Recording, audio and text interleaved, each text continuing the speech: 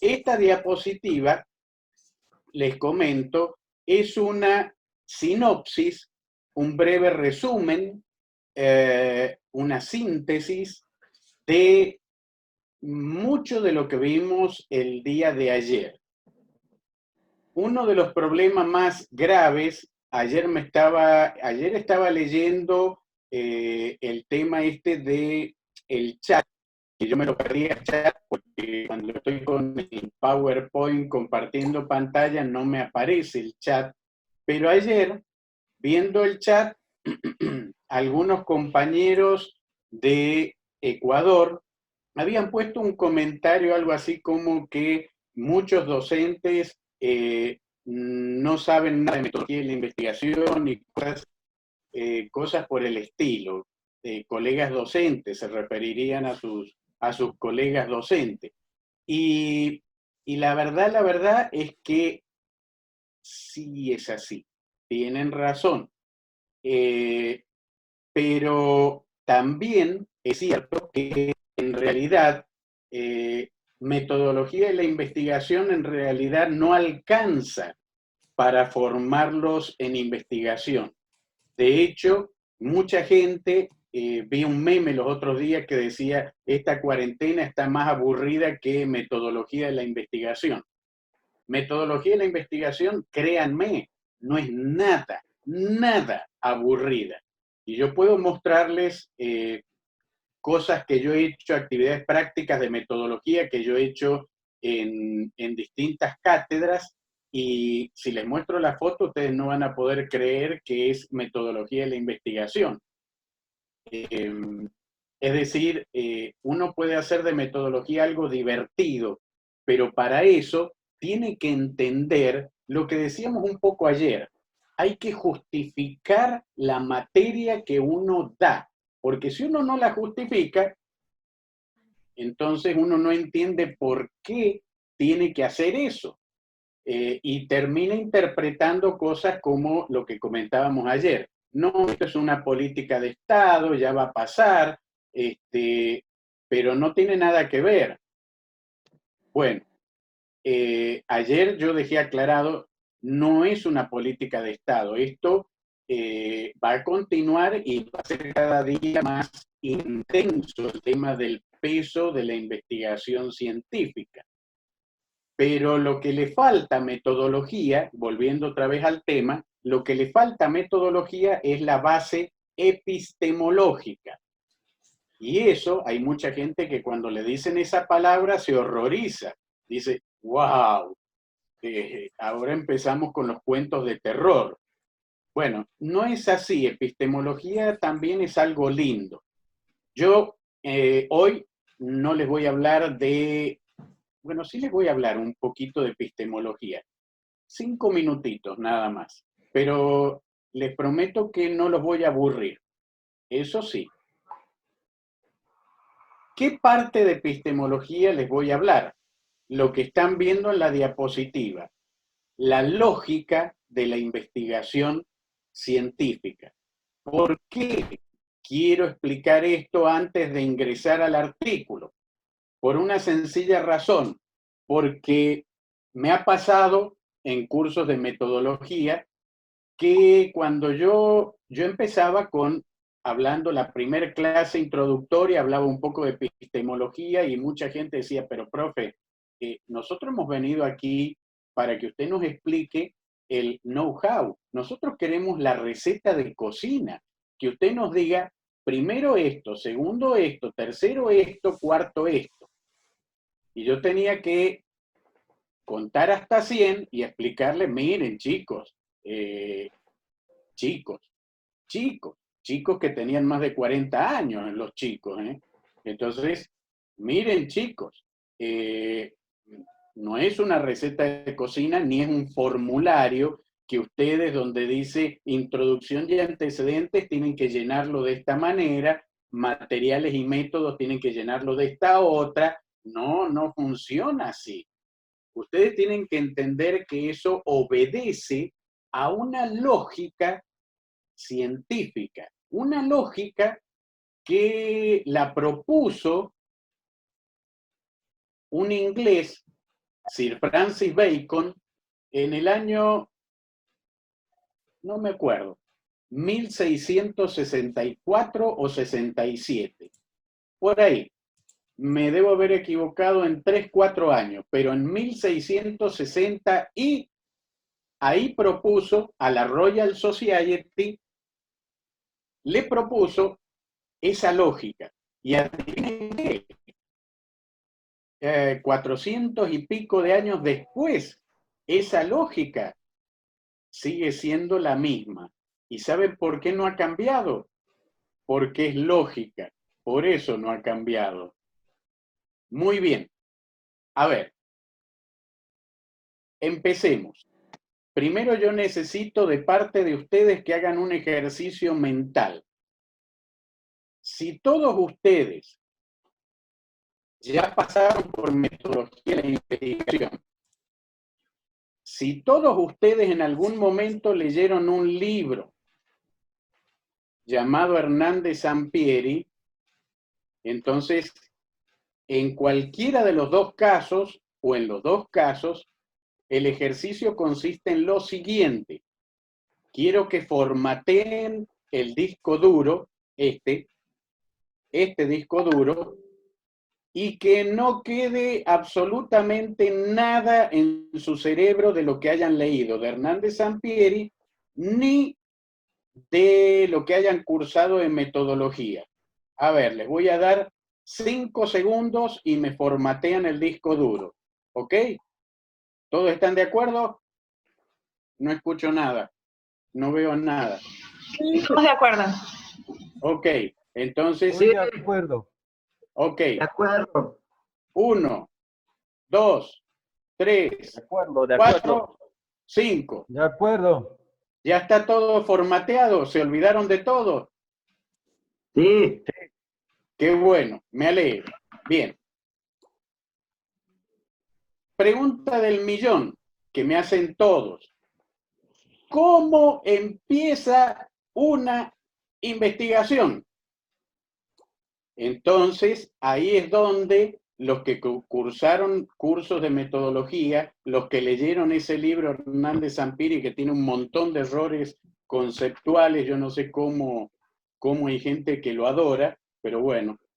¿Qué me contestan? Me dicen, una investigación, profesor, usted debería saberlo. Si usted es el profe, ¿cómo no va a saber?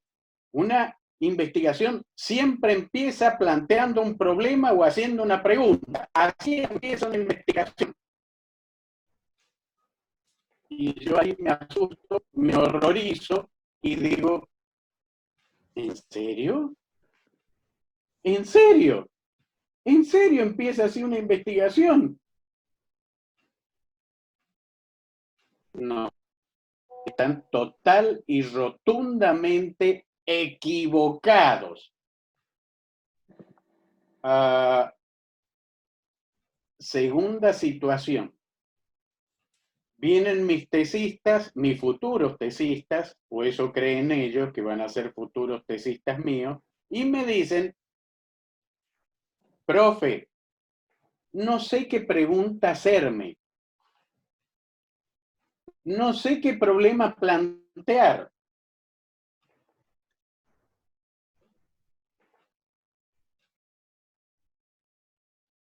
Y yo les digo, ok, para todo hay solución. ¿Y cuál es la solución, profe? Vayan al cine. ¡Al cine! ¿Y a qué vamos a ir al cine? Juan Pablito, ¿cómo le va? ¿Qué tal? Buenos días. Oye, aquí... Creo que hay un micrófono abierto por ahí. Entonces me dicen, ¿y a qué voy a ir al cine? Y yo tengo que contestar, hasta eso tengo que contestar. ¿Y a qué va la gente al cine? Vayan al cine a ver una película. Claro, mis pobres estudiantes tienen que aguantarse un docente sarcástico, irónico y que a veces no le pueden seguir el ritmo de sus razonamientos. Entonces me miran y me dicen, profe, no entendemos. ¿Por qué tenemos que ir al cine, profe?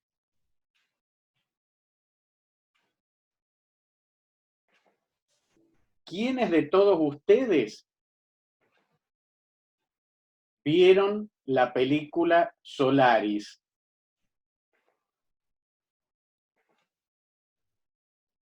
¿Alguien la vio?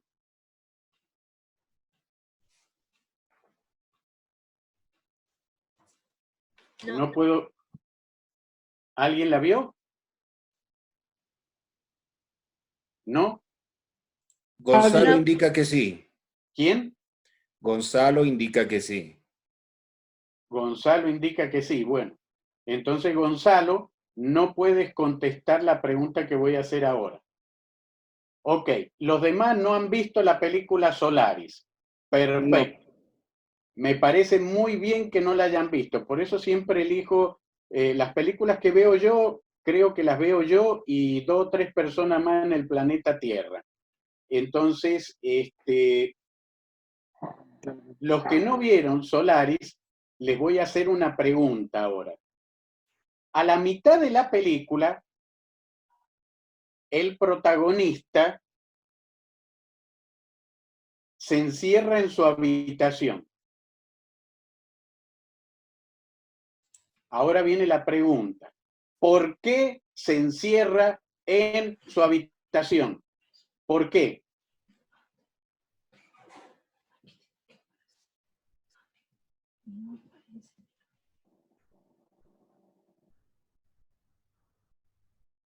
Nadie sabe por qué. Les voy a hacer otra pregunta. ¿Por qué no me pueden contestar mi pregunta? Porque no hay una idea completa, no sabemos el antecedente. No lo hemos visto. ¿Por qué no la vimos? No vemos la película. Porque no vimos la película. Correcto, porque no vieron la película. Muy bien. Esa es la respuesta correcta. No pueden Claro, no se contestar, no pueden contestar, no pueden hacer una pregunta de una película que no vieron. Claro. Muy bien. ¿Saben cómo se llama eso? ¿Saben cómo se llama la película? Se llama marco teórico. Ustedes no pueden hacer preguntas de una película que no vieron. No pueden formularse preguntas de un libro que no leyeron. Por eso los mando al cine para que aprendan cómo se hace una investigación científica. Primero, tengo que leer. ¿Leer qué cosa? El tema que me gusta tengo que leer. Porque nadie es bueno haciendo lo que no le gusta. Entonces, el primer requisito para una investigación es que el tema sea de mi agrado, que me apasione ese tema. Segundo, tengo que leer. ¿Qué hago yo al leer? Al leer construyo un marco teórico de ese tema. Ese marco teórico va a adquirir la forma de anteojos como estos que tengo puesto yo aquí. Y con estos anteojos de marco teórico, yo veo la realidad de una manera que otras personas, otros seres humanos, no ven. Yo veo una persona que tiene la cara amarilla y digo, mira, es amarillo este tipo, debe ser japonés o por lo menos oriental. ¿Por qué digo eso? Porque soy un burro y no tengo el marco teórico para saber por qué es amarillo. Un médico le ve la cara amarilla y dice, no, Quique, no seas burro. Ese tipo tiene ictericia.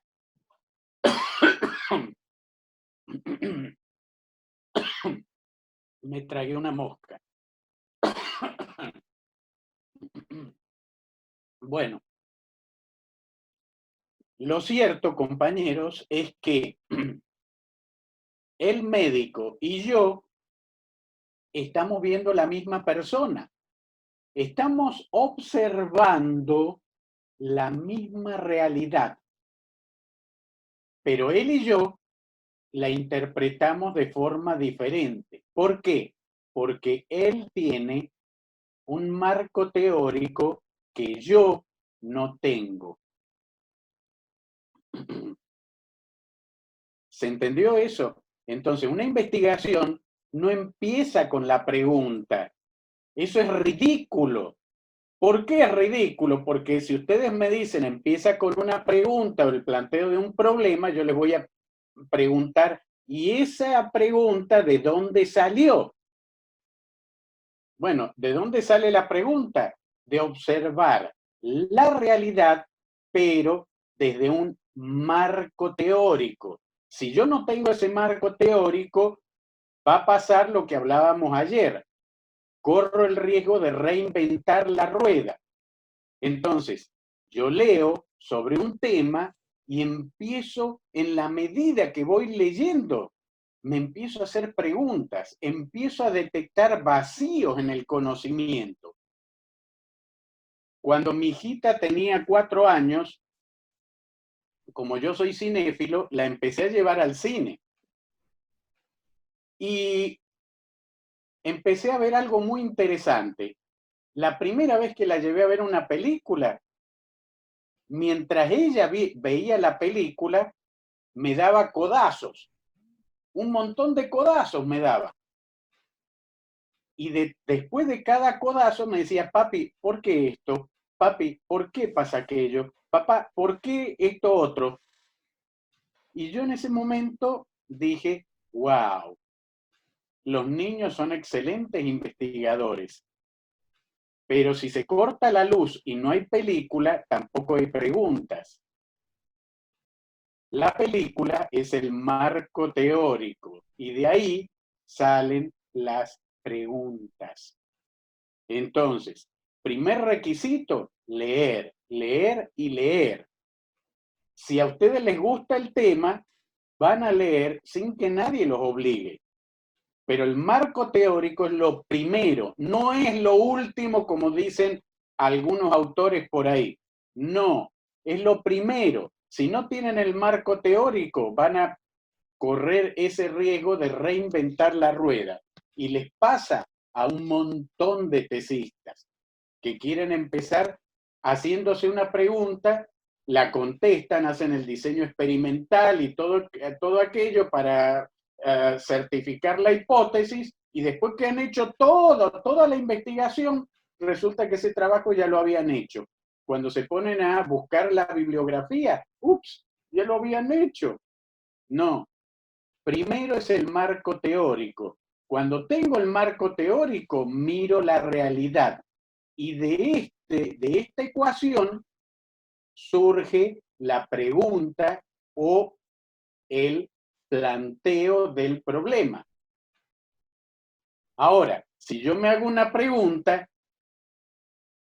¿qué espero a cambio de una pregunta? A cambio de una pregunta, espero una respuesta. El ser humano es un ser hipotético deductivo. Es un ser que no tolera tener una pregunta en la mente sin contestar. Entonces, el ser humano a cualquier pregunta le tira una respuesta. Pero es una respuesta probable, no demostrada. Entonces, en ciencia, la respuesta probable es la famosa tesis con hipo, la hipótesis. Una cosa que también deberían explicar los docentes en la universidad es la etimología de las palabras. Cuando doy metodología a los médicos, les digo, ¿qué significa hipótesis? Usted tiene que explicar, es el docente de metodología. Y yo les digo, ustedes son médicos. ¿Y qué tiene que ver? Mucho tiene que ver. ¿Qué pasa cuando una persona tiene la presión baja? Ah, son hipotensos. Ajá. ¿Y qué pasa cuando una persona se desmaya porque le falta azúcar? Ah, son hipoglucémicos. Ajá. ¿Y eso qué significa? Que tiene baja el azúcar. Bueno, entonces hipótesis, ¿qué es? Hipo por debajo de. ¿Por debajo de qué? Del nivel de una tesis. Eso es una hipótesis. Algo que está por debajo del nivel de una tesis. ¿Y qué es la tesis? La tesis es una respuesta fundamentada. No es, como dicen muchos libritos por ahí, una verdad. No, no es verdad. Porque en ciencia no existe la verdad absoluta. En religión sí, se llama dogma, pero en la ciencia no. ¿Correcto? Entonces la hipótesis, ¿qué es? Una respuesta probable. Y esa respuesta probable la tengo que demostrar que tiene algún fundamento. Y para eso yo tengo que buscar el camino para fundamentarla. Camino en griego se dice método. Eso es lo que significa método. Camino. El camino que voy a tomar yo para fundamentar la respuesta probable. Eso es método. Por eso está muy mal cuando la gente pone en su paper metodología. No hacen metodología en un paper. En un paper aplican métodos, no metodología. Metodología, método, camino. Logos, estudio. Es el estudio de los caminos. Y ustedes no están estudiando los caminos. Ustedes están aplicando uno o más caminos. Entonces, método. Ese método es la parte más creativa de un artículo y de una investigación. El método, curiosamente, es algo que nunca van a encontrar en un libro de metodología. La verdad es que yo me río cuando me dicen, profe, he buscado en el libro de metodología, no encuentro qué método aplicar. Por supuesto, no lo vas a encontrar nunca ahí. ¿Y por qué no? A ver, si ustedes tienen ahora que demostrar una hipótesis y necesitan un método para esa hipótesis, ¿cómo se les ocurre que el autor de un libro de metodología va a adivinar el futuro y les va a poner en el libro para los que hagan una investigación de acá 10 años en el virus de la coronita? Este es el método. No, el método es la parte creativa. ¿Saben de dónde sale el método? De aquí, de los riñones sale el método. ¿Qué es lo que van a encontrar en un libro de metodología? Técnicas de investigación, no métodos. El método utiliza técnicas, pero el método de aquí, ¿ok? Entonces, ese método me va a conducir a una verdad, bueno, una verdad no, a una respuesta fundamentada, la tesis. Ok, ya sabemos lo que es la tesis y cómo esa tesis obedece a una lógica, a una lógica. ¿Cómo empezó la lógica? Observando las realidades del marco teórico. Eso me condujo a formularme una pregunta. La pregunta me condujo a una respuesta probable. Yo tomé un camino para fundamentar la respuesta probable y convertirla en una respuesta con fundamento. Pero, el método científico, como lo concibió Sir Francis Bacon, que es lo que estamos hablando ahora, en teoría tenía una lógica aplastante y no debería cometer errores la ciencia. El problema es que el método tiene una lógica infalible, pero el que aplica el método es un ser humano, y el ser humano es burro por naturaleza, se equivoca siempre. Por eso, anótense esta otra ley de la investigación científica. Lo que hoy es válido en ciencia, mañana no lo es. Bien, ya tengo mi tesis, y yo creo que mi tesis es una respuesta fundamentada de mucho peso. Error, error. ¿Por qué? Porque eres humano, entonces vos crees que no te has equivocado, pero eres humano. Entonces, ¿qué hago? Lo que tengo que hacer es este siguiente paso. La tesis en un librero no sirve para absolutamente nada. Hay mucha gente que en su librero tiene su tesis bien encuadernada y dice, mi tesis. Ok, ¿y para qué sirve? No sirve para nada. Bueno, estoy siendo un poco extremista. Puede servir, por ejemplo, para que ustedes se suban y alcancen algo que no alcanzan. Si entra un ladrón a la casa de ustedes, le tiran con la tesis y lo noquean. Pero científicamente no sirve para nada esa tesis, créanme. Entonces sigamos con el círculo lógico. ¿Cuál sería el siguiente paso para esta tesis? Convertirlo en un artículo, no publicarlo todavía, pero sí ir a un congreso, y en ese congreso científico, supónganse que ustedes han hecho su tesis con el coronavirus, entonces van a un congreso científico de virología, ahí es donde corresponde. ¿Por qué van a ir a un congreso de virología? Porque en ese congreso todos los que van son virólogos. ¿Y por qué tienen que ser virólogos? Lo vimos ayer, porque son pares. Entonces, ustedes van a exponer su brillante tesis y créanme, después que expongan, pero les van a tirar con tomates, con sandías, con melones, con aguacate, con todo le van a tirar. A algunos no les gusta eso y después de un congreso terminan visitando al psicólogo o al psiquiatra. Y al psicólogo le van llorisqueando diciendo, yo hice una tesis del coronavirus y era muy linda mi tesis y todo el mundo me la ha criticado. Bueno, no sé si eso tiene solución. Lo que un científico hace es convivir con la crítica y aceptar la crítica como algo positivo. Entonces, en ese momento, ¿qué hace el tesista? Saca su libretita y anota todo lo que le han dicho.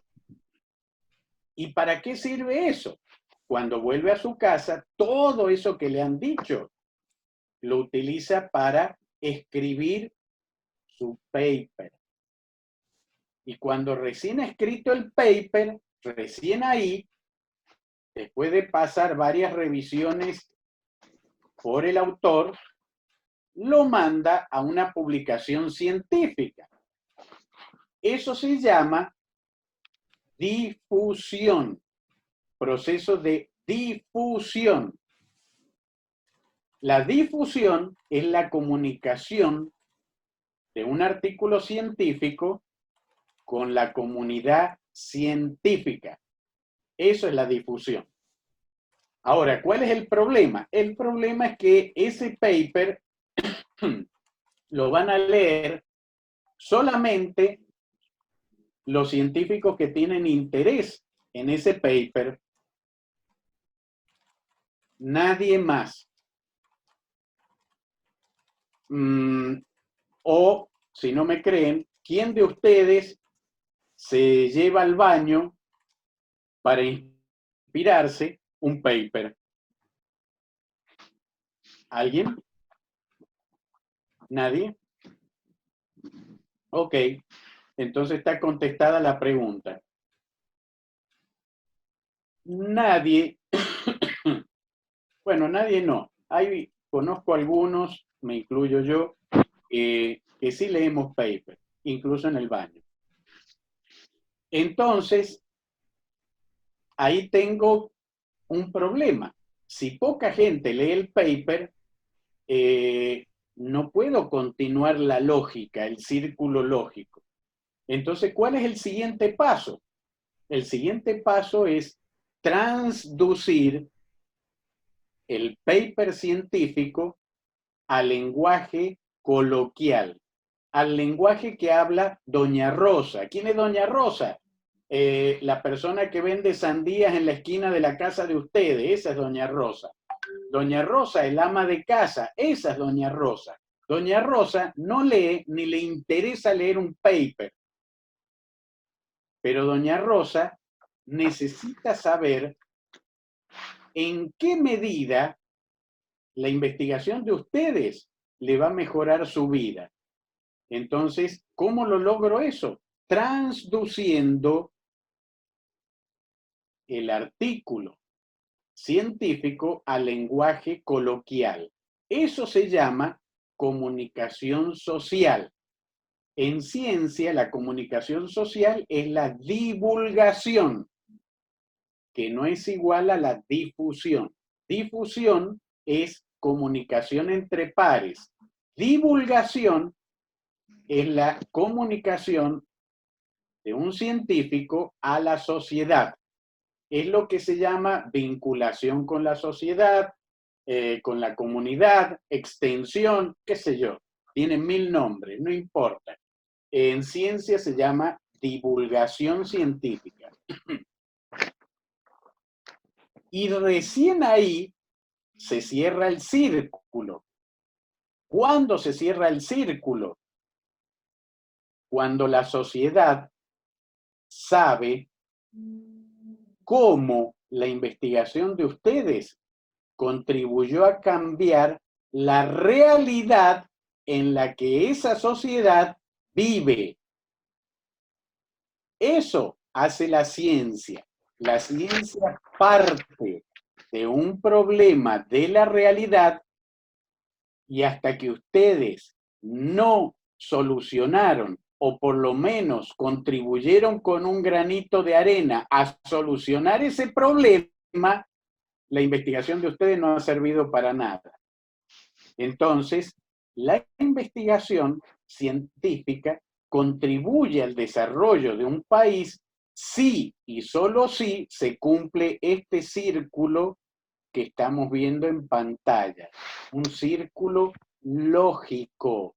Lógico. Mucha gente dice, ¿para qué sirve la ciencia? La ciencia sirve para ver los problemas de la realidad y solucionarlos. Esos problemas, queridos compañeros, los únicos que lo pueden ver son los que tienen el marco teórico. Los científicos, la sociedad, no los ve a esos problemas. Por eso, cuando yo escucho a políticos universitarios que no entiendo cómo llegaron a ser autoridades universitarios, diciendo, la ciencia tiene que responder a las necesidades sociales.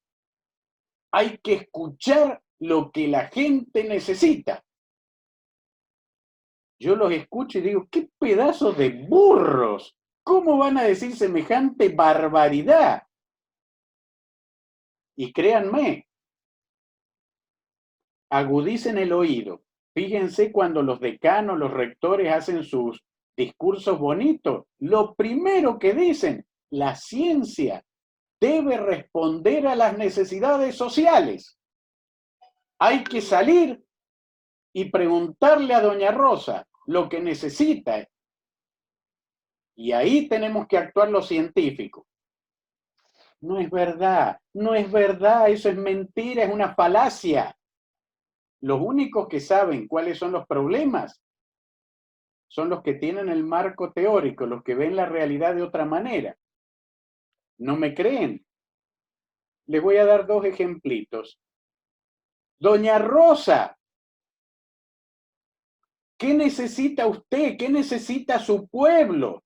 Porque yo tengo 10 millones de dólares. Estoy dispuesto a construir un hospital o estoy dispuesto a construir una sede universitaria, doña Rosa. ¿Qué necesita?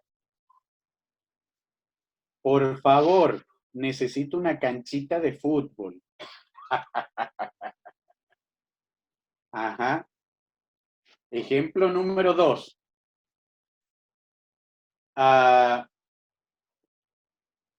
William Farnsworth, un norteamericano, que un día se le ocurrió, a él se le ocurrió juntar lo que sabía de comunicación de voz con lo que él sabía que podía hacer comunicar una imagen. ¿Saben lo que inventó William Farnsworth? El televisor inventó. El televisor inventó. Ajá. ¿Solucionó problemas el televisor? Un montón. Ajá. ¿Y por qué inventó el televisor? Porque la sociedad se lo pidió. La sociedad no puede pedir algo que ni siquiera sabe que puede existir. El científico sí. El celular existe porque los científicos tenían un marco teórico y quisieron solucionar un problema comunicacional que la gente no le pidió a los científicos, inventen un celular, eso necesitamos, porque la gente no puede pedir lo que no sabe que puede existir. El científico lo hace porque tiene el marco teórico. ¿Ven la importancia del marco teórico? Es fundamental, es fundamental. Entonces, resumiendo, compañeros, la investigación científica obedece a una lógica, no a un capricho, no a una receta de cocina. La investigación científica empieza leyendo, construyendo un marco teórico. Desde ese marco teórico observo la realidad. Observando la realidad, surge la pregunta.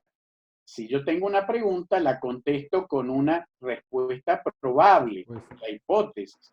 Busco un camino para fundamentar esa hipótesis. Obtengo la tesis. Esa tesis la comunico en un evento de la especialidad, la comunicación académica.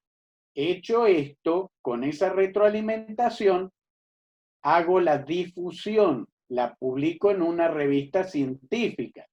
Y hecha la difusión, tengo que hacer la divulgación. ¿La divulgación cómo se hace? A través de revistas de divulgación, programas de televisión, canales de YouTube, qué sé yo. Hay N formas. Radio, periódico, no sé. Y cuando la sociedad se concientiza de que esa solución está disponible, yo cambié la realidad de la cual partí. Para eso sirve la ciencia, para cambiar la realidad de una sociedad, de un país, de un planeta. ¿Quedó entendido?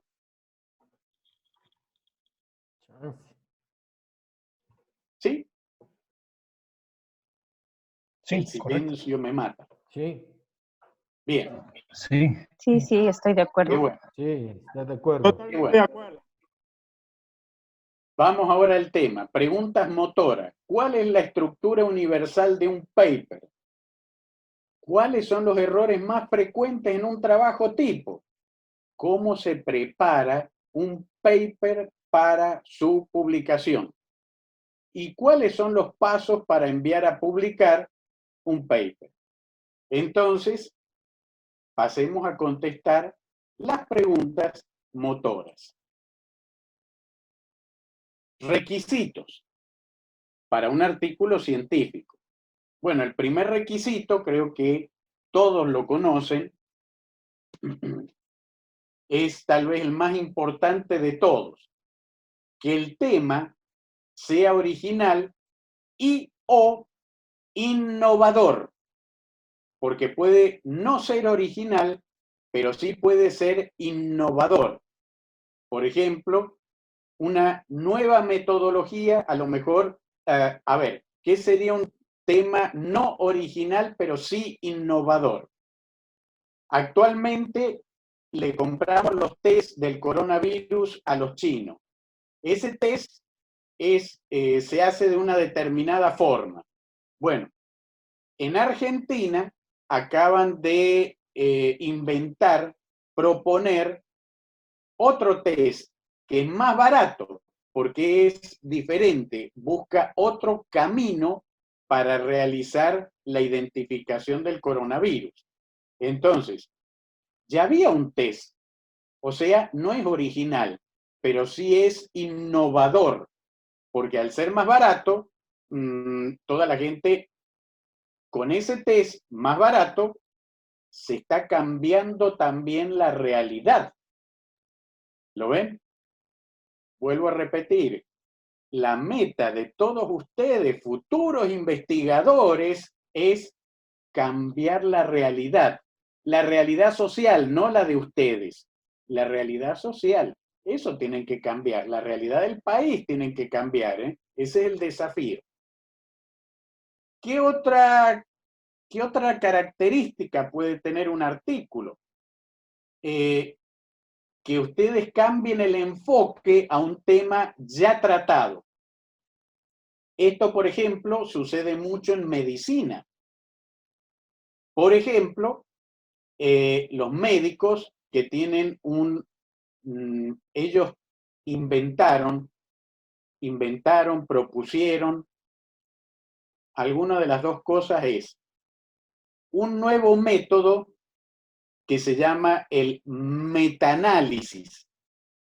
El metaanálisis lo que busca es tener una muestra mucho mayor, mucho más representativa para los resultados, por ejemplo, de un medicamento.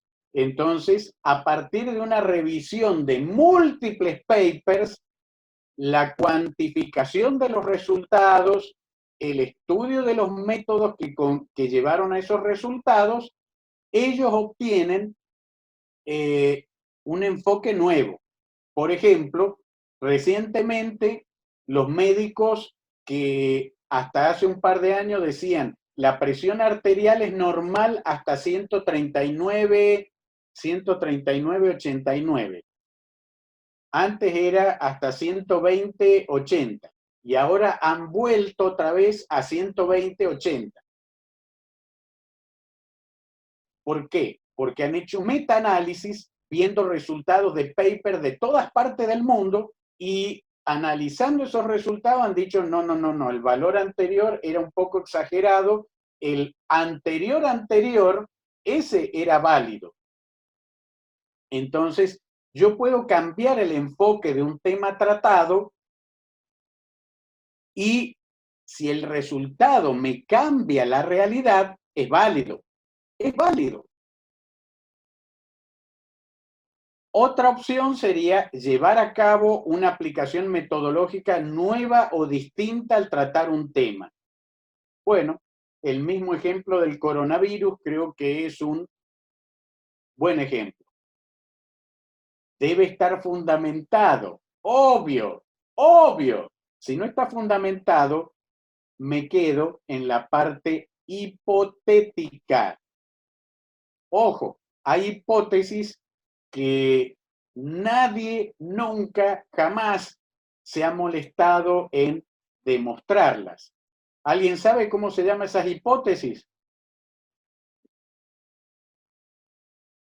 ¿Nadie? Bueno, se llaman mitos. Se llaman creencias, se llaman supersticiones. Por ejemplo, cuando una persona dice, si te levantas con el pie izquierdo vas a tener mala suerte todo el día. Eso es una hipótesis. Pero nadie se ha puesto a ver si es cierta o no. Y en realidad no es tan complicado. ¿El método cuál es? Fácil. Yo necesito una muestra representativa de personas, tomo esa muestra representativa y pongo un grupo testigo y un grupo no testigo y que todos se levanten con el pie izquierdo y después veo versus el que se levanta con el pie derecho y veo qué es lo que pasa. Y con eso yo demuestro si es verdad o no. Bueno, no es tan complicado. Pero la verdad no sé quién se pondría con eso, ¿no? Plantear con claridad el tema es otra característica de un artículo. Un artículo científico no tiene que ser algo complicado. Si es complicado, créanme, hasta los árbitros se los van a rechazar. Tiene que tener coherencia. ¿Qué es coherencia? Que el título esté perfectamente vinculado al objetivo, al método y a los resultados, obviamente. Yo he leído tesis donde el título era influencia del cambio climático sobre el cultivo de la papa.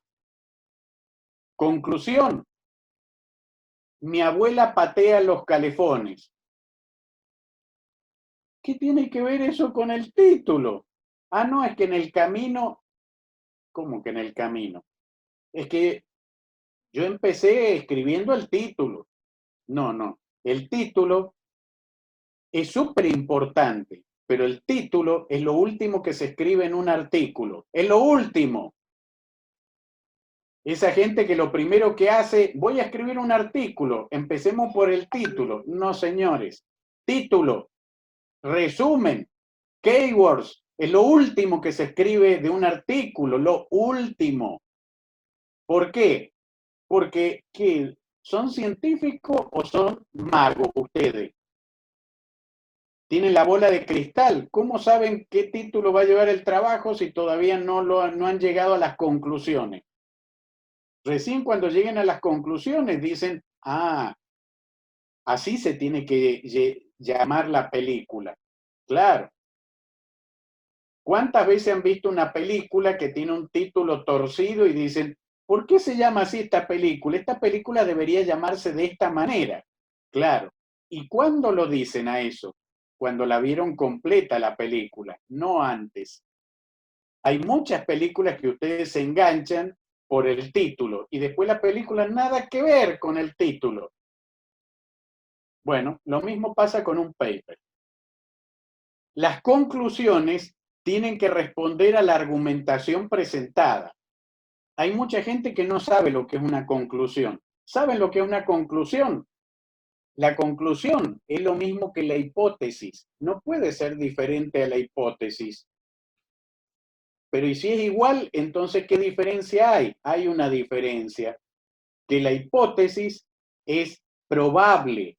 La hipótesis es un mito, es una superstición. La conclusión es la tesis. Es lo mismo que la hipótesis, pero ahora yo puedo decir, no, esto ya está demostrado que es así. Entonces, la conclusión debe ser el reflejo de la hipótesis demostrada. Eso es. Bueno, ya vamos a llegar a eso, no se preocupen. A veces yo me entusiasmo y me adelanto con los temas.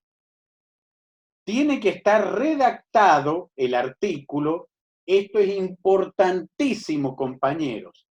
De manera tal que cualquier investigador en el planeta Tierra, en el sistema solar y en la Vía Láctea pueda, aplicando el mismo método que ustedes, llegar a la misma conclusión. Si otro científico aplica el mismo método y llega a otra conclusión, Algo hicieron mal. Continuamos con los requisitos. Bueno, esto es un poco redundante. El título tiene que ser adecuado al tema y emergente del mismo. Tiene que tener siempre un contexto espacio-temporal.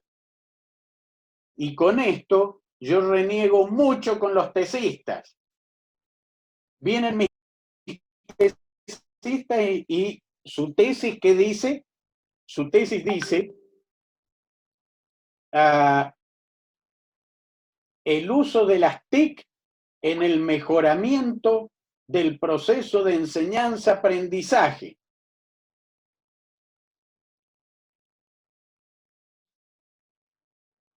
Yo leo eso. ¡Wow! ¡Wow! ¡Qué tesis! Por favor. En mi vida he visto una tesis como esta. Todavía no la leí, pero ya con el título yo... ¡Excelente! ¡Maravilloso! Ahora, después sigo leyendo y resulta que cuando llego al método, ahí dice que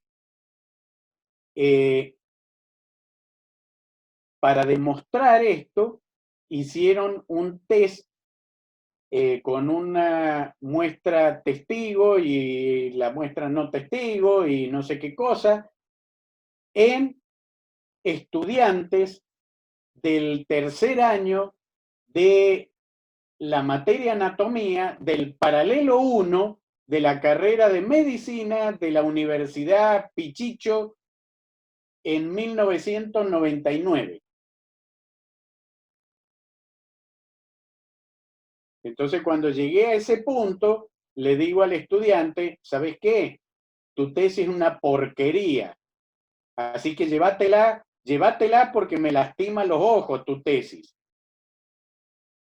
Me dice, pero profe, primero usted me dijo que era excelente y ahora me dice que es una porquería.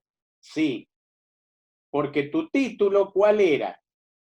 El uso de las TIC en el mejoramiento del proceso de enseñanza-aprendizaje. ¿Sabes lo que dice tu título?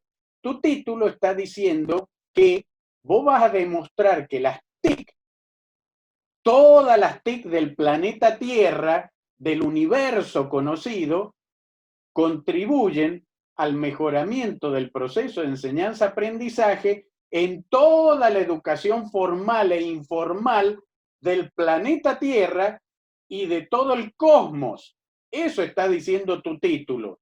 Desde que existen las TIC hasta que mueran las TIC. Eso dice tu título.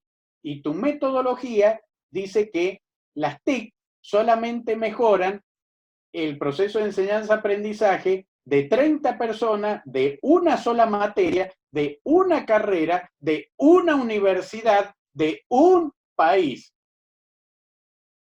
Y eso tiene representatividad cero. Ahora, hagan una autorreflexión y piensen, ¿cuánta gente escribe títulos así? Títulos que son súper generales y que abarcan todo el tema y todo el contexto espacio-temporal. No, un título tiene que decir lo que realmente es el trabajo. El uso de las TIC en la materia Anatomía 1 de la cátedra tal, del año tal, mejorando el proceso de enseñanza-aprendizaje. Entonces yo leo ese título y ya sé que en realidad el trabajo trata solamente del caso de estudio de Pepito en esa materia, que a lo mejor me interesa porque yo soy docente de esa materia. Pero ojo, con el título original es válido para todas las materias del planeta Tierra, para todos los niveles educativos, pero ese título es mentiroso, totalmente mentiroso. Ok, Ya vamos a seguir hablando de eso. La redacción del título, la redacción de todo el paper, tiene que ser clara. Clara. ¿Qué significa clara? Hay gente que no entiende lo que es escribir. Yo les voy a decir algo, que se lo digo a todos mis estudiantes.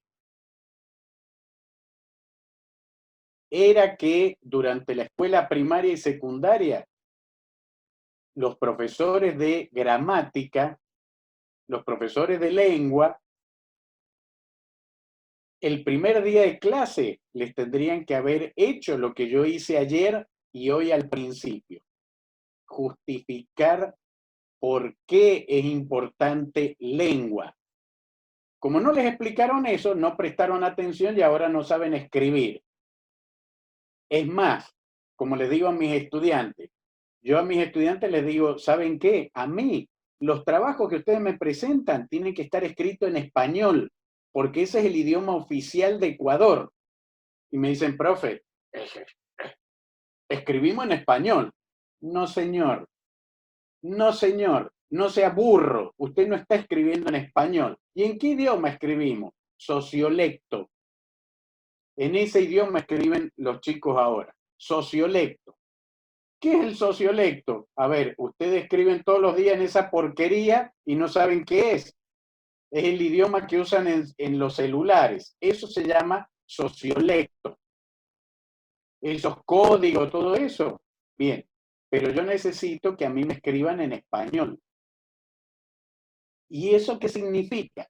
Número uno, una oración tiene sujeto, verbo y predicado.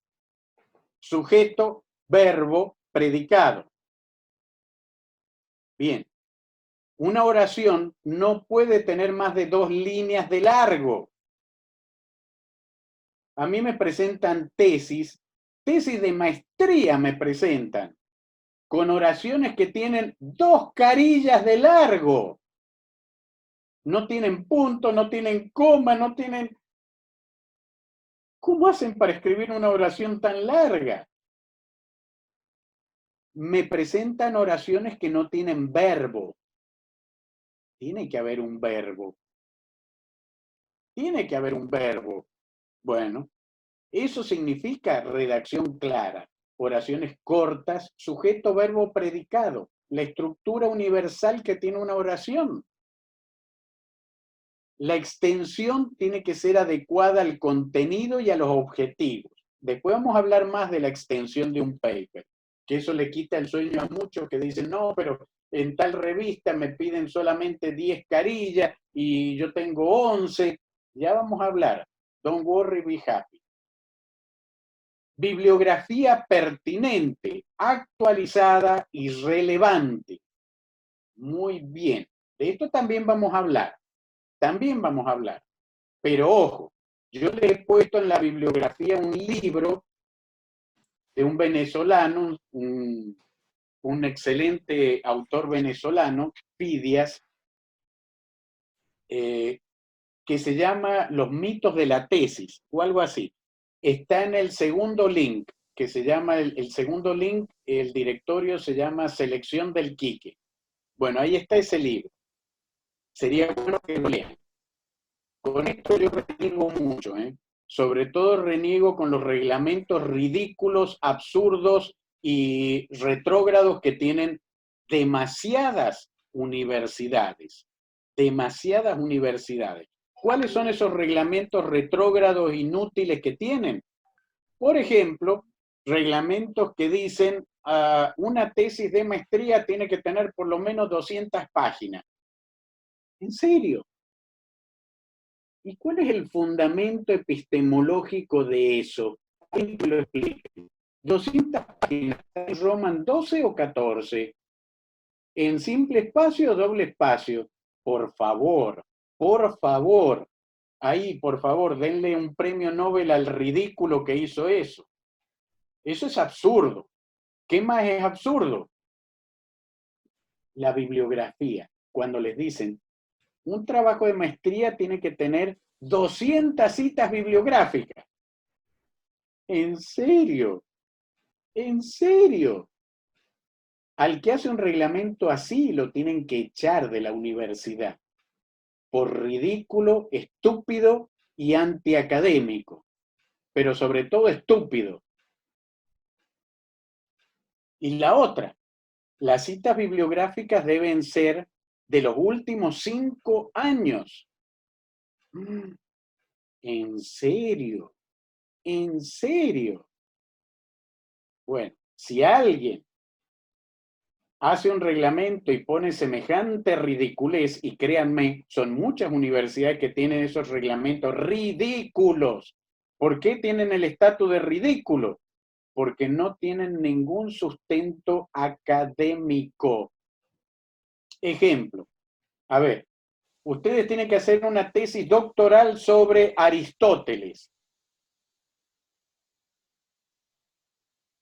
Y resulta que para hacer una tesis doctoral sobre Aristóteles tienen que leer los libros de Aristóteles. Y los libros de Aristóteles tienen 2300 años de publicación. 2300 años. Y el reglamento me dice tiene que ser de los últimos 5 años. Entonces yo voy a tener que hacer una tesis sobre Aristóteles en la cual a la persona que no puedo citar es al propio Aristóteles. Por favor, no seamos ridículos. Otra, voy a hacer una tesis sobre psicología freudiana. Bueno, a Freud no lo voy a poder citar. Tengo que hacer una tesis sobre evolución. Ah, bueno, pero a Darwin no lo voy a poder citar porque son casi 200 años de... Hay que tratar de no ser ridículo. Con el número de citas pasa lo mismo. Exactamente lo mismo. Yo no puedo pedir un número mínimo de citas. ¿Qué pasa si el accidente de Roswell, Nuevo México, es cierto? Entonces rescataron a los extraterrestres. Le hicieron la necropsia a los extraterrestres. Toda esa información es información totalmente inédita y original. Entonces, de repente se libera esa información y ustedes, que fueron los científicos que hicieron la necropsia de los extraterrestres, la quieren publicar en la revista Nature. Perfecto. ¿Y qué bibliografía van a citar?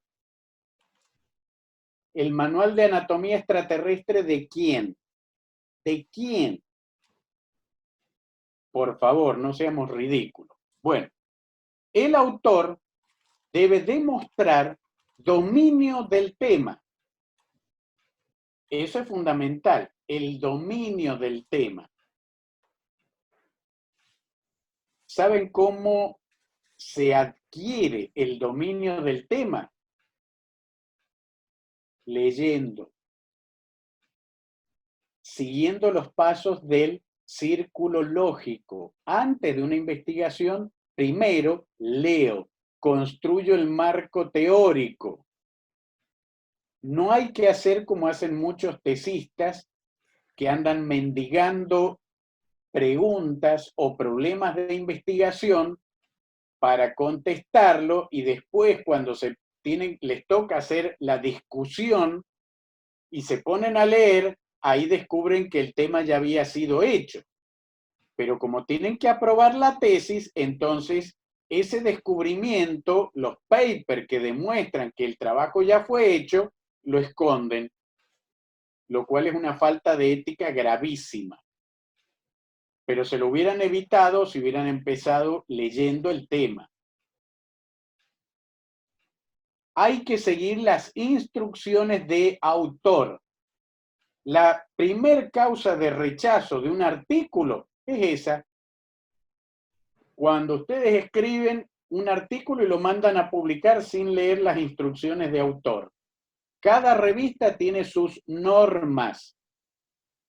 Entonces, yo tengo que primero elegir la revista de acuerdo al tema, bajar las normas y escribir de acuerdo a esa norma. Y finalmente, mucha autocrítica frente al comité de pares. Eso es fundamental. Autocrítica. Hay gente que no tiene autocrítica. ¿Cuál? La que ni siquiera le gusta que le critiquen algo. La gente que se cree perfecta.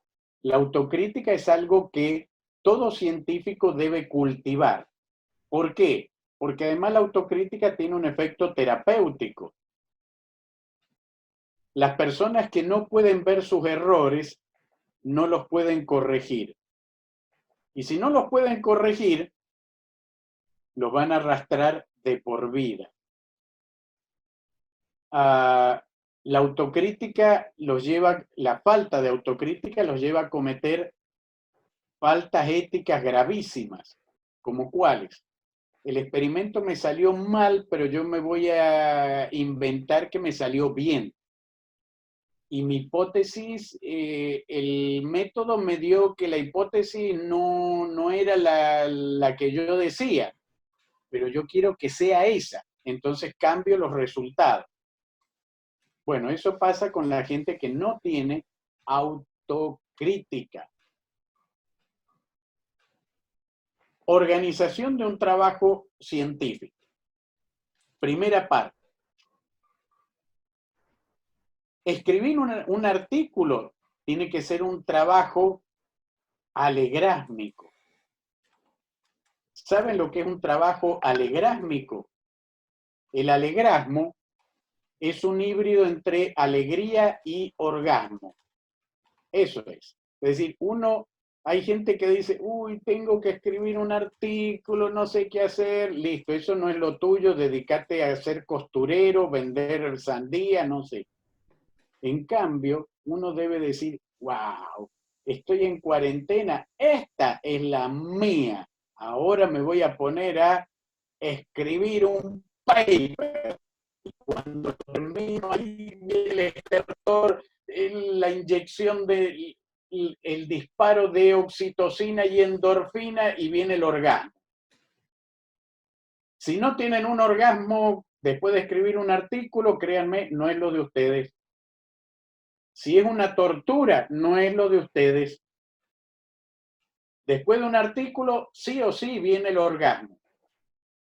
¿Ok? Si ustedes pensaban que el orgasmo era con el sexo, se equivocaron. No, el orgasmo viene con el artículo. Y cuando el artículo sale publicado y es en una revista del cuartil 1, eso es orgasmo serial. Pero ya vamos a llegar a eso, ¿eh? Don't worry, be happy. Bien, lo importante es definir el tema y el público al que está dirigido. ¿Eso qué implica? Que lo primero que tengo que hacer yo antes de sentarme a escribir el paper es buscar en internet revistas de la especialidad. Cuando ustedes buscan revistas de la especialidad, se ponen con papel y lápiz al lado de ustedes y ¿qué anotan? Tienen que anotar características de la revista, impacto de la revista, en qué cuartil está, y las páginas de las revistas mencionan en qué cuartil están, cuál es el índice de impacto, todo eso está mencionado en las revistas, ¿eh? No crean que no. Entonces miran, bajan algunos artículos de esa revista, los leen y dicen, mi tema encaja con la filosofía de esta revista, porque cada revista tiene su filosofía. Cuando ustedes entran a la página de una revista y la revista le dice, esta revista se especializa en publicar artículos originales sobre psicología, pero especialmente psicología freudiana. La lacaniana no nos importa tanto. Bueno, mi paper es de filosofía lacaniana, entonces esta no es mi revista. Eso son cosas que hay que leer. Uno de los peores errores que pueden cometer es mandarlo a una revista sin saber cuál es la filosofía de esa revista, porque eso es rechazo garantizado. Se pueden encontrar con una pared. Entonces, miran la filosofía no de una, busquen varias revistas sobre el tema de la especialidad. ¿Cómo las buscan? Ponen en Google revistas de psicología. Quieren restringir más las revistas de psicología que publican en español en el cuartil 1 y les va a aparecer. Entran a las revistas y miran la filosofía. Cuando se identifiquen con una de ellas, bajan las instrucciones de autor. Y lo primero que hacen es, abren el Word y siguen las instrucciones de autor. Antes de escribir ni una sola letra, las instrucciones de autor les van a decir, pongan márgenes de tal tipo, pongan los márgenes. Pongan, la letra tiene que ser Times New Roman 7,8, esa letra. Los títulos tienen que, ese título. Y así sucesivamente. ¿Correcto? Bien. Tienen que tomar en cuenta el límite de páginas. Eso también es importante. El límite de páginas no es algo estricto. Hay gente que dice, no, esta revista solamente admite hasta 10 páginas, el mío tiene 11, ya no sé qué cortar. No corten nada. Manden 11, no hay problema. No hay problema. Los árbitros son los que les van a decir, ¿sabe qué? Tu trabajo está aprobado con 11.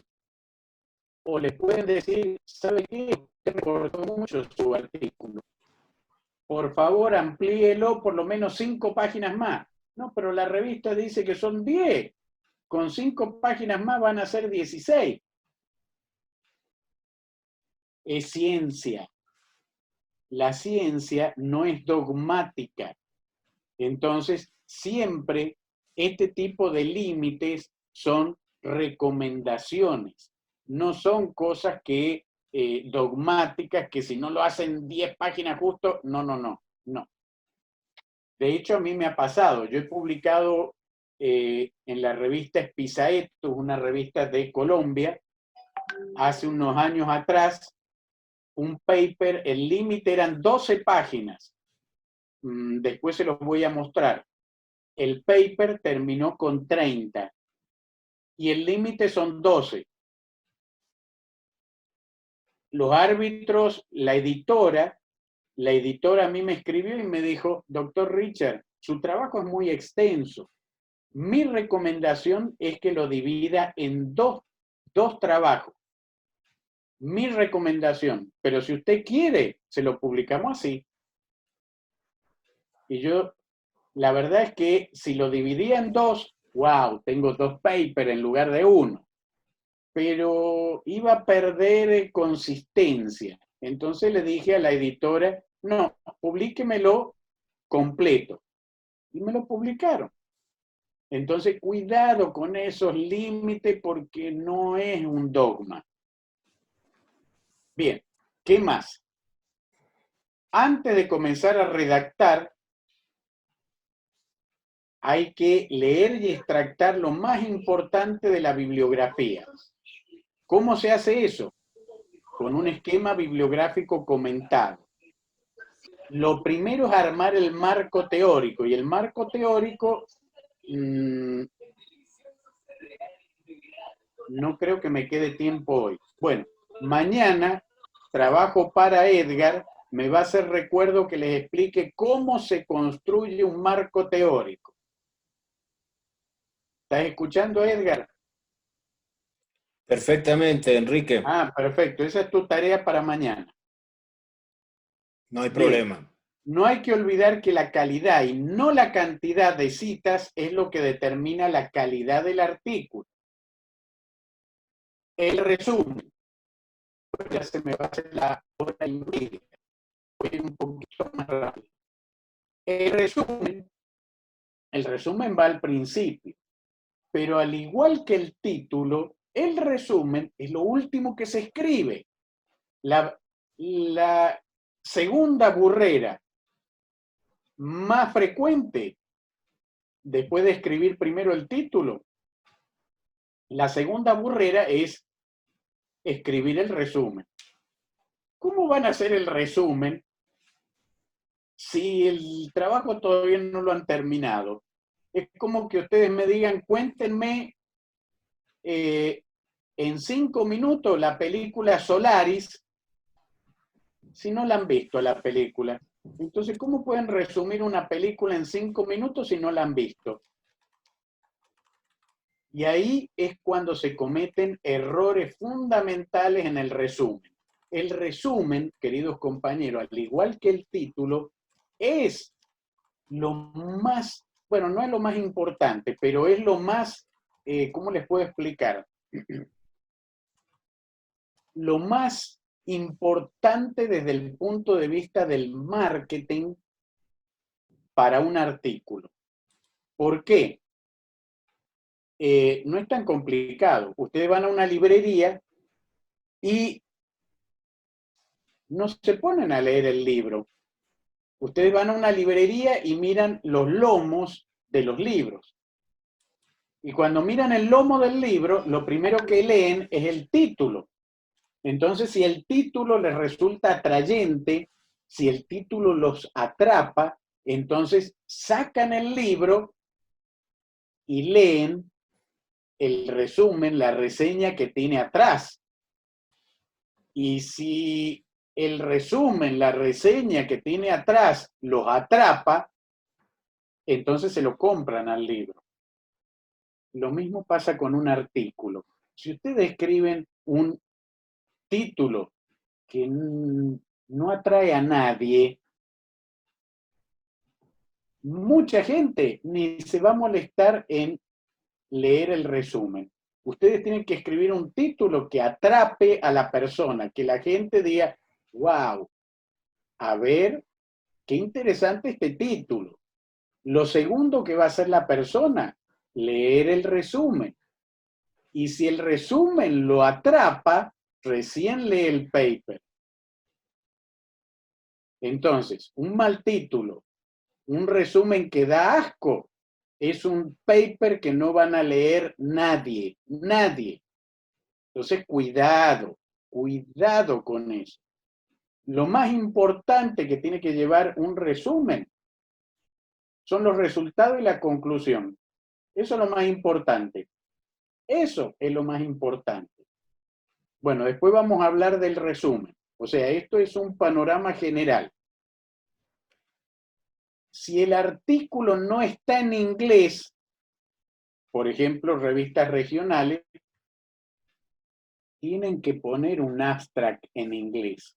¿Por qué? Porque es una forma de, por lo menos, que alguien que lee inglés diga, al leer el abstract, diga, pucha, no leo español, pero me atrapó este artículo, así que lo voy a hacer traducir porque me interesa. Pero si ustedes no incluyen el abstract, pierden el potencial de que el público anglosajón,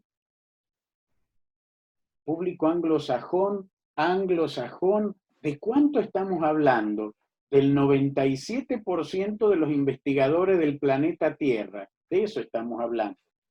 Entonces pierden un mercado potencial enorme. Bien, las palabras clave, ustedes saben, los keyword, etcétera, etcétera, siempre van después del resumen. Y en realidad no es lo más importante, pero sí son conceptos claves que ayudan al lector a saber más o menos por dónde va a ir este tema. Eso es clave. Y acá viene lo que les decía anteriormente. No se olviden, 100 personas leen el título de un artículo. De esas 100, solo 10 leen el resumen. De esas 10, solo una el artículo completo. O sea, Un buen título, un buen resumen, son claves para que lean el artículo. Ustedes pueden decir, no, pero usted vio la conclusión. O sea, con mi conclusión cambiamos el planeta Tierra entero. Y yo le diré, ajá, sí, es verdad. Es verdad. El problema es que la conclusión está a lo último del trabajo. Entonces, nadie va a llegar a lo último del trabajo si no la enganchás desde el principio.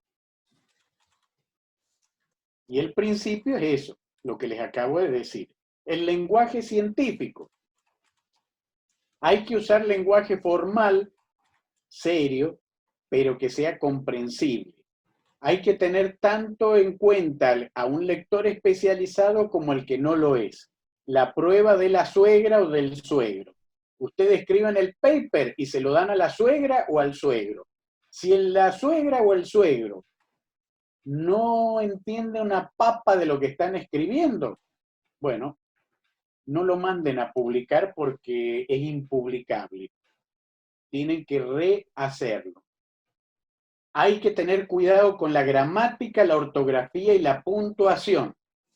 Esa es la primera causa de rechazo. ¿Saben quién recibe el paper en primera instancia? El editor. No los revisores, el editor. El editor le pega la primera mirada al artículo. Si el editor ve faltas gramaticales, ortográficas y qué sé yo, se los tira por la cabeza. Ese artículo nunca llega a los revisores. Entonces, cuidado. Esto es un insulto a la otra persona. Escribir mal es un insulto. Es como yo les digo a mis estudiantes les digo, hagan una monografía de tal tema. Y me escriben todo con mayúscula. Entonces yo llego al aula y les digo, es una falta de respeto que me estén gritando. Profe, nadie le grita. Cuando ustedes escriben todo en mayúscula, están gritando. Eso significa gritar. Entonces, aprendan a escribir. En una oración solamente lleva mayúscula la primera letra con la que empieza la oración, con excepción de siglas de instituciones y todas esas excepciones que ya conocemos. Pero tiempos verbales. Esto también es importante. En un artículo científico, los latinos, que somos burros, que no tenemos autoestima, usamos la tercera persona impersonal.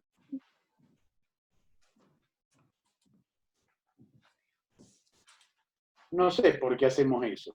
Bueno, una vez, hace como 30 años atrás, yo tomé un curso con Peter Feisinger, un docente norteamericano, sobre escritura científica.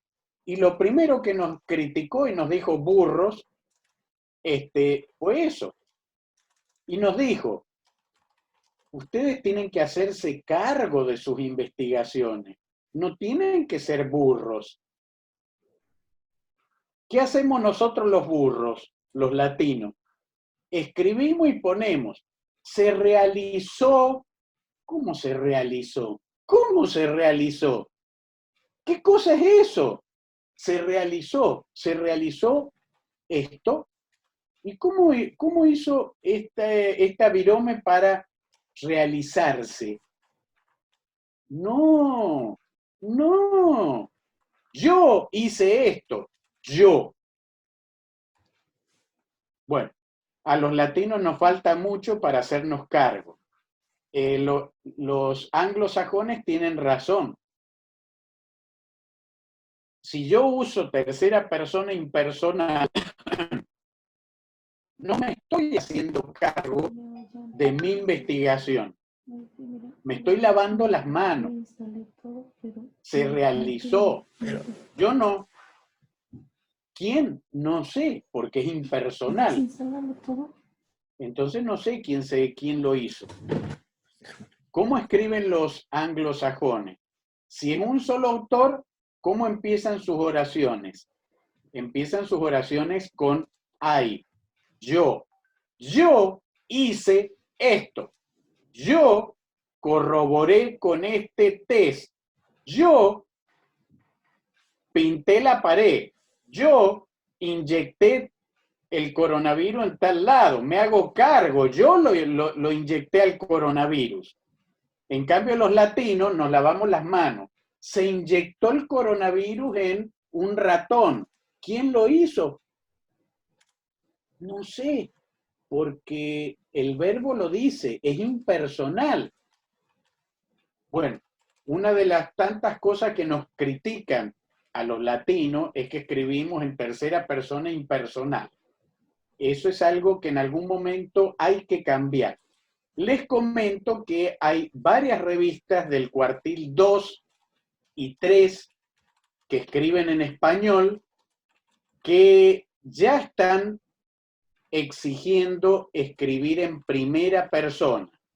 Pero todavía la mayoría de las revistas regionales piden que se escriba en tercera persona impersonal. Pero yo como docente tengo la obligación de decirles por qué está mal. Ustedes me pueden decir, sí, pero son las normas. Perfecto, sigan las normas. Pero tienen que saber el fundamento de por qué está mal. Y está mal porque ese tiempo verbal exime de la responsabilidad que tiene que tener un autor sobre su trabajo. Bien. Por eso aquí dice, la frase en primera persona se deben evitar al máximo, excepto anglosajón. Bueno, no usar adjetivos calificativos. Eso hay gente que no lo entiende. Bueno, se lo voy a explicar. Eso es obvio. La araña que estoy describiendo es un ejemplar hermosísimo. ¿En serio? ¿Qué es hermoso? ¿Según quién? ¿En la escala de valores de quién? ¿Qué cosa es hermoso? La roca era grande. ¿En serio era grande? ¿Qué cosa es grande? Pueden usar adjetivos calificativos si lo cuantifican.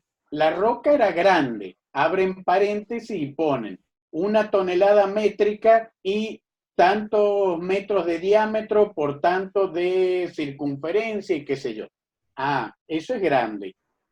Eso es grande. Pero si no lo van a cuantificar al adjetivo, no lo usen. Formato del manuscrito. Cada revista tiene su norma. Si no respetan la norma, el rechazo es inmediato. Hay que respetar el límite de páginas, a menos que ustedes fundamenten el por qué se pasa. Bueno, a ver, esto lo vamos a ver mañana, pero a ustedes les toca una evaluación, entonces tengo que hablar un tema que es clave, porque si no en la evaluación van a decir el profe no llegó a explicarlo eso. Bueno, a ver, ¿cuál es la estructura estándar de un artículo científico? La que están viendo en pantalla. Y, ¡oh, sorpresa!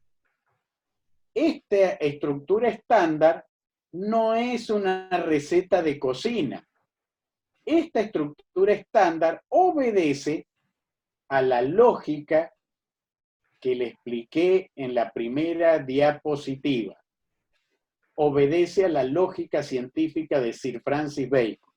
Entonces, ¿cuáles son las partes? El título, el nombre del autor o los autores, alguien tiene que hacerse responsable, el resumen, las palabras clave, la introducción y antecedentes. Ah, y muchos dirán, pero eso no estaba en la lógica. Sí, sí estaba en la lógica. La introducción y antecedentes es un mini marco teórico. Eso es. Materiales y métodos, no materiales y metodología. Ya expliqué por qué. Resultados, discusión, puede ser resultado y discusión también, conclusiones, agradecimientos, referencias bibliográficas y anexos. O sea, la lógica de la investigación científica. Ya vamos a ver cada parte de estas en detalle, no se preocupen. Pero si no explico lo que sigue, no van a poder contestar las preguntas de la evaluación, entonces voy a ir al punto de la evaluación. Bueno, el título. Principales errores del título, los errores de concisión. Nuevamente, hay que tratar de que el título no sea muy extenso, ni tampoco que sean palabras clave. Entonces, normalmente que no exceda las 15 palabras. No es un dogma, no es una regla, es una recomendación. Que tenga un contexto espacio-temporal. Es decir, si el trabajo de ustedes está restringido a 30 personas en un aula de una universidad tal, no le pongan un valor universal. El ejemplo que di anteriormente. Errores sobre la explicación. Por ejemplo, títulos que redundan en lo inútil. Cuando ustedes ponen como título, estudio sobre, claro, si lo estoy mandando a una revista científica es porque lo estudié. Entonces, ¿cómo le voy a poner estudio? Otro error, investigación acerca de el proceso de enseñanza. Obviamente, si es un artículo científico, es una investigación, burro. Entonces no le voy a poner en el título investigación. Informe de, pero si yo estoy informando a la comunidad académica, ¿cómo le voy a poner informe? Contribución, igual. Resultado de un estudio. Chocolate por la noticia. Claro, si no tiene resultado no es un trabajo científico. Análisis de los resultados. Bueno, eso está incluido en el método y está incluido en el ítem resultado y discusión. Esos son errores muy comunes y hay que evitarlos porque son redundantes. A ver, los autores. Voy a ir más rápido porque si no Edgar me va a decir, Quique, metele rápido. Autores. A ver, esto le quita el sueño a mucha gente. Muchos me dicen, ¿quién es el autor del paper al final? ¿Quién es? ¿Quién? ¿Quién es el primer autor? O sea, en realidad está mal decir primer autor. Hay un autor y los demás son todos coautores. Entonces, aclarado eso, la pregunta del millón, ¿quién es el autor? Ok, ahora se los explico. El autor es el que propone la idea. El autor es el que plantea el problema y aporta las hipótesis. Ese es el autor. Ese es el autor. No lo midan por trabajo y no lo midan por tiempo. Eso es un absurdo. A ver, ¿a qué me refiero con eso? Un ejemplo.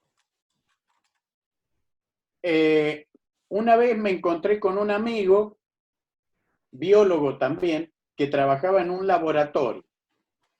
Y él me decía, mira aquí que publicamos 3 o 4 artículos al año, pero yo ya estoy harto, porque mi jefe siempre es el autor. Y en el laboratorio trabajamos 5 personas y te cuento una cosa, viene mi jefe y nos dice, ¿saben qué? Anoche soñé que para tener una vacuna del coronavirus teníamos que detectar la configuración cuaternaria de las proteínas de la cápsula del virus. Hipótesis. La configuración cuaternaria de la proteína del coronavirus será determinante para los antígenos contra el coronavirus. Ahora trabajen, inútiles. Claro. ¿Y qué me decía mi amigo? Mi amigo me decía, viene mi jefe y en 2 minutos nos dice esto del coronavirus y nosotros después tenemos que trabajar 8 horas diarias durante 5 meses, hacemos el paper y él es el autor principal. ¿Qué te parece? Porque vino 2 minutos, ajá. ¿Sabés qué me parece? Le dije yo, que sos un burro. Eso me parece. ¿Pero por qué me decís eso? Tu jefe domina el estado del arte en el tema. Por eso se le ocurren las ideas. Cuando a vos se te ocurra una idea, podés ser autor. Mientras tanto, lo único que haces es seguir las directivas, nada más. Nada más. Por eso no sos autor. Aunque trabajes como perro durante 6 meses en el laboratorio. Lo que estás haciendo es un trabajo mecánico. El autor, por eso se llama autor, autor. ¿A quién se le ocurrió Batman? A Bob Kane. Y Batman sigue apareciendo, claro. Pero los que escriben las historietas de Batman, que no es Bob Kane, siguen poniendo de primer autor a Bob Kane. ¿Por qué? Porque a él se le ocurrió. Y los otros se les ocurren tramas, pero al único que se le ocurrió, que se iluminó y dijo, Batman tiene que ser un tipo así, así, fue a Bob Kane. Ese es el autor, al que se le ocurre la idea. Los demás son obreros. Yo sé que es cruel lo que digo. Yo sé que hay mucha gente que se siente afectada porque trabajó mucho tiempo y qué sé yo, pero ojo, ojo, ojo con eso. No se mide por tiempo de trabajo, se mide por calidad. La parte creativa es la que les va a dar la autoría. ¿Ok? Bien. ¿Quién va de segundo autor, tercer autor? Ahí sí, es por premio. ¿Quién trabajó más? Pepito, vos sos segundo autor. ¿Quién trabajó poco? Tercer autor. ¿Quién fue el que servía café? Bueno, ese es último autor, porque además lo preparaban mal al café. ¿Cuántos son los autores que puede tener un paper? Hasta ahora el récord son 5.000 y, qué sé yo. Si son muchos, son muchos. Mañana, no hoy porque ya se me están yendo las 2 horas, mañana les voy a mostrar un paper mío donde yo creo que soy el autor 22, 23, no me acuerdo. Pero hay trabajos en los cuales necesariamente tiene que haber muchos autores. Por ejemplo, ¿qué? Por ejemplo, si ustedes hacen el libro rojo de especies en extinción de un país, el que mucho abarca, poco aprieta. Tienen que convocar especialistas de cada tema. Y cada especialista es autor. No hay vuelta. Entonces, el libro va a tener un montón de coautores. Ese es el caso. Bien. La institución. La afiliación institucional es clave porque eso es lo que tributa a la propia institución. A la institución le importa mucho que sus artículos figuren con el nombre de su institución, porque después usan esa información para tramitar fondos concursables, para tramitar financiamiento extranjero, etcétera, etcétera. Entonces, la afiliación institucional es clave, es clave. Ayer me preguntaban, pero yo puedo poner varias instituciones, todas las que ustedes quieran, todas. Es una cuestión ética. Si ustedes trabajaron en 3 instituciones, tienen que poner las 3. Y la última que ponen es en la que actualmente están trabajando. ¿Cómo se comunican los autores entre sí? Los autores entre sí se comunican a través del Correo. Correo. El correo es clave, el email. Ahora, yo les voy a dar un consejo. Están los ridículos, los que tienen que ir a un psicólogo urgente porque tienen algún problema de autoestima, que quieren poner a toda costa el correo institucional. Una vez a un amigo le dije, no seas ridículo, no pongas tu correo institucional, Quique. ¿Sabes qué? Vos en todos tus correos pones tu correo particular. Eso no está bien. ¿Por qué no? Dice, porque cuando uno pone .edu, uno está demostrando que trabaja en una institución educativa. Y yo le dije, no seas burro. En el momento que vos pones la institución, ya estás diciendo que trabajás en esa institución. Sí, pero el correo lo confirma. No, no confirma nada. Yo les voy a decir una cosa. Los científicos de verdad nunca usan el correo institucional. Nunca. Nunca. Nunca. Jamás. Jamás de los jamases. Ajá. Y ustedes deben estarse preguntando, ¿y por qué? No es tan complicado. Ustedes trabajan en la Universidad X, entonces publican 3 papers y ponen su correo institucional. Al otro año, gracias a esos papers, los convoca la Universidad Y, con mejor sueldo, mejores condiciones, y ustedes se cambian de universidad.